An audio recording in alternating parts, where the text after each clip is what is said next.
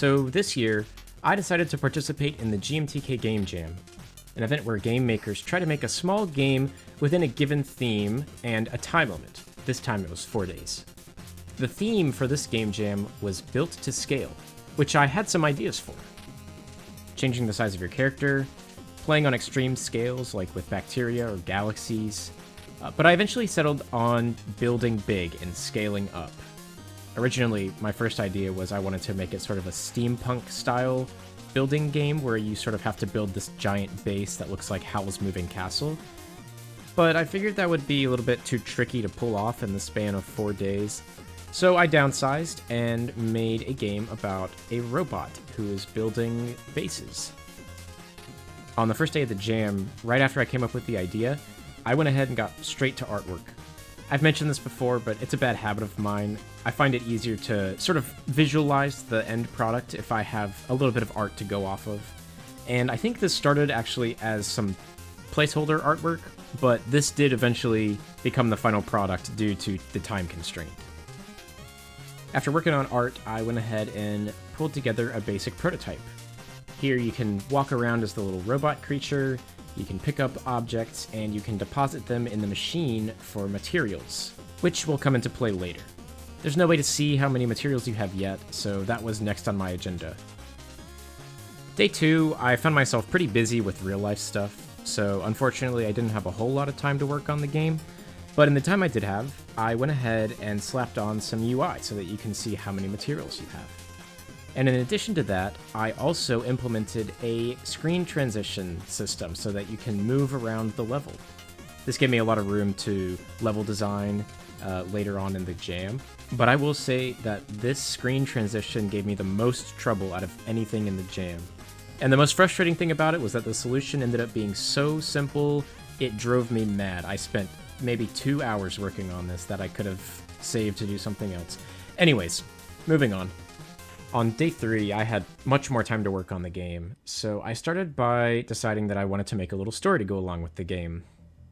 I knew so far that the game was about a robot and building bases, but I decided to sort of take that a little bit further and say that the reason he's making a base is to protect this little flower, and so that sort of puts a little bit of justification behind the gameplay loop. With the basics of the story done, I went ahead and made 4 different levels. A tiny level where you are the size of bugs and you collect grass and pebbles. A medium-sized level where you're the size of people and cars and trees. A giant level where you're the size of mountains and buildings. And a space level where you are the size of asteroids. This was the point in the game jam that I realized that I wasn't going to have time to make better art than I already had. So I went ahead and doubled down on the low-effort pixel art and added some post-processing effects to make it look like a really old retro gaming system, like an Atari. And I think it looks really cool. With the vibe of the game firmly cemented down, I went ahead and started adding cutscenes to support the story I was creating for this game. They weren't hard to make, but they were a little time-consuming, so I spent a good chunk of my time trying to animate these and make them look nice. In digging into these cutscenes a little bit, I also realized that the story is unintentionally a little bit depressing. The whole concept of the robot protecting the flower, but growing the base to protect the flower bigger and bigger until it's consuming entire planets and solar systems sort of has some existential undertones, we'll say. But with it being 3 days in, and me spending most of today working on said depressing story, I went ahead and decided to lean into the nature of the story instead of trying to fight it. I tweaked a bit of the post-processing to give it more of an edge at the later levels, and started planning for the final cutscene. And then day 4. By far more stressful than any of the other 3 days so far, for obvious reasons. I went ahead and finished up designing all the levels. I finished up the last cutscene that I was planning out, and I think it turned out really nice, actually. After I was done with all that, I went ahead and bounced the gameplay, since I still had it in a ridiculous state, because I needed to go through the game super fast to do my own little playtests. The game was completely unbalanced and almost unplayable, so I went ahead and fixed that and made it actually fun to play. And then the last thing on my agenda was to finalize the sound design, which I had a few sounds here and there originally, but I spent the last maybe 2 hours or so just making sound effects. Finally, with 1 hour to go, I had a little bit of trouble actually building the final product.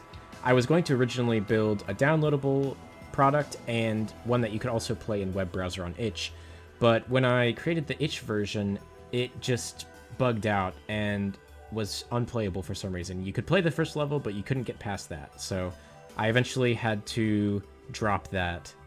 But I still managed to submit it in time, and you can still play the downloadable version on itch. Honestly, this is my first real game jam that I've done, and I feel pretty proud about my end product. It's not the best it could have been, and I think the gameplay is a little bit dull, but more than anything, I really was just taking this opportunity to make a game and publish it within the time limit. So yeah, if you're interested in the game, you can go play it on itch, link in the description. But if you don't feel like downloading it, I've also uploaded a full playthrough on my YouTube channel here.